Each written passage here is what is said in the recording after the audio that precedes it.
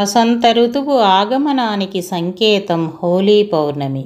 రాలే ఆకులు రాలుతూ వచ్చే ఆకులు వచ్చే వేళ ప్రకృతిలో వ్యక్తమయ్యే నవచైతన్యానికి సంకేతంగా ఈ పండుగను భావిస్తారు.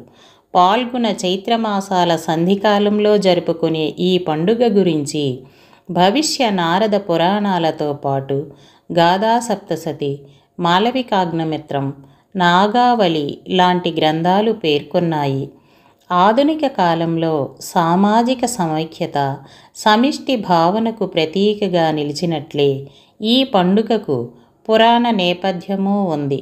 ముఖ్యంగా కాముని దహనం, ప్రహ్లాద చరిత్ర ఈ పండుగతో ముడిపడి ఉన్నాయి. లోకకంటకుడు త్రిపురాసుర సంహారానికి లోకనాయకుడు కుమారస్వామి అవతరించాలి. అందుకు తపోదీక్షలో ఉన్న శివుడు ప్రణయానురక్తుడు కావాలి. తపస్సు నుంచి దృష్టి మళ్లించేందుకు బ్రహ్మ సూచన మేరకు మన్మధుడు అకాల వసంత ఋతువును సృష్టించి సోమబాణ ప్రయోగంతో పరమేశ్వరుడి మనసు చెలింపచేస్తాడు. ఆగ్రహించిన హరుడు ఫాలనేత్రం అంటే మూడవ నేత్రంతో రతీపతిని ఫాల్గుణ పున్నమి నాడు భస్మం చేసినట్లు శివ మహాపురాణం పేర్కొంది. మరో కథ ప్రకారం పరమశివుడిని వివాహమాడాలనుకున్న హిమవంతుని కుమార్తె గిరిజ తపోదీక్షలో ఉన్న ఆయనను ప్రసన్నుడిని చేసుకోవాలనుకుంటుంది. అందుకు మన్మధుని సహాయాన్ని కోరగా అతను పుష్పబాణ ప్రయోగంతో తపోభంగమై మహేశ్వరుడు తన ఫాలనేత్రంతో మన్మధుడిని దహించి వేశాడు. రతీదేవి దేవతల విన్నపాన్ని మన్నించిన శివుడు అతనిని పునర్జీవుణ్ణి చేశాడు. ఆ రోజు ఫాల్గుణ పౌర్ణమి కావడంతో అది కాముని పున్నమి, కామ దహనోత్సవంగా ప్రాచుర్యంలోకి వచ్చింది. ఇక్కడ కామం అంటే శృంగారపరమైన వాంఛ అనే అర్థంలో కాకుండా కోరిక అనే లౌకిక అర్థంలో గ్రహించాలని పెద్దలు చెప్తారు. మానవుడు ఐహికమైన కోరికలను పరిత్యజించి నిష్కామ కర్మతో వ్యవహరించాలని హోలీ పండుగ సందేశాన్ని ఇస్తోంది. మీనాక్షీదేవి ఘోర తపస్సు చేసి సుందరేశ్వరుడిని పరిణయమాడింది. ఫాల్గుణ పౌర్ణమి నాడే ఆ రోజున ఆది దంపతులకు పూజాదికాలు నిర్వహించి హోలికా మిశ్రమం అంటే మామిడి పూత, వేప చిగుళ్ళు, తేనె ఈ మూడింటి మిశ్రమంను భక్తులు ప్రసాదంగా స్వీకరిస్తారు. ప్రహ్లాద గాథను అనుసరించి ప్రహ్లాదుడితో హరినామస్మరణ మానిపించే ప్రయత్నంలో భాగంగా తండ్రి హిరణ్యకశిపుడు అనేక విధాల శిక్షలు విధిస్తుంటాడు. పసిపిల్లలను అపహరించే ఆయన సోదరి హోలిక మహాశక్తి సంపన్నురాలు. అగ్ని కూడా దహించలేని ఆమె ద్వారా ప్రహ్లాదుని అగ్ని ప్రవేశం చేయించాలనుకుంటాడు హిరణ్యకశిపుడు.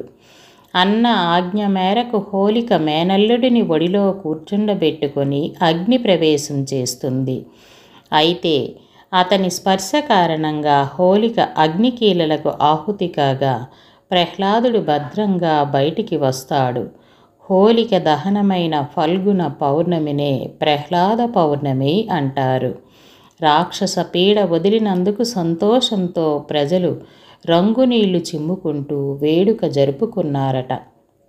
హోలీ నాడు జనావాస కూడళ్లలో పెద్ద మంటలు వేసి అగ్నికి ప్రదక్షిణ చేసి ఆ భస్మాన్ని నుదుటిన ధరిస్తారు. కొన్ని ప్రాంతాలలో దీనిని ధూళివందన్గా వ్యవహరిస్తూ దీనివల్ల ప్రతికూల శక్తులు దూరమై సానుకూల శక్తులు సమకూరుతాయని విశ్వాసం. కాముని పున్నమి నాడు తెలంగాణ గ్రామీణ ప్రాంతంలో పశువుల కాపరులు వారిలో ఒకరికి ఎలుగుబంటి వేషం వేసి ఇళ్ల ముందు ఆడిస్తూ పాటలతో భిక్షాటన చేసేవారని తెలుస్తుంది. పాలిచ్చే సాకుతో తనని చంపవచ్చిన రక్కసి పోతన ప్రాణాలను బాలకృష్ణుడు హరించిన రోజు పౌర్ణమే. గండం నుంచి బయటపడిన ఆయనను రేపల్లె మహిళలు ఊయలలో వేసి పండుగ జరుపుకోవడంతో డోలోత్సవం అనే పేరు వచ్చిందని చెబుతారు. శ్రీకృష్ణుడికి ఈ ఉత్సవం నిర్వహించి బొబ్బట్లు నివేదిస్తారు. ఫాల్గుణ శుక్ల అష్టమి నుండి పున్నమి వరకు హోలాష్టకం అంటారు. ఈ 8 రోజులు అష్టదిక్పాలకులను, నవగ్రహాలను, దశ మహాశక్తులను నవధాన్యాలతో అర్చించే ఆచారం కొన్ని ప్రాంతాలలో ఉంది. అలా పూజించిన తరువాత ఆయా దేవతలకు ఉద్వాసన పలికి వాటి మూర్తులపై గల చందన పన్నీటి మిశ్రమాన్ని చిలకరించడమే హోలీ వేడుకగా ప్రసిద్ధి చెందిందని చెప్తారు.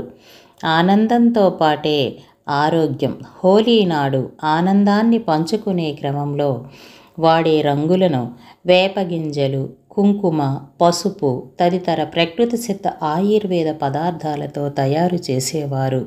కాలక్రమంలో ఈ రసాయనాలతో నిండిన రంగులు వచ్చాయి. వీటి కారణంగా ఆనందం, వినోదాలు అటుంచి ఆరోగ్యంపై ప్రభావం పడుతుంది. వాతావరణం కలుషితమవుతుంది. సాంప్రదాయకంగా వస్తున్న పండుగలను జరుపుకుంటూనే నియమాలను పాటిస్తే ఆరోగ్యాలను, పర్యావరణాన్ని కాపాడిన వారమవుతాం.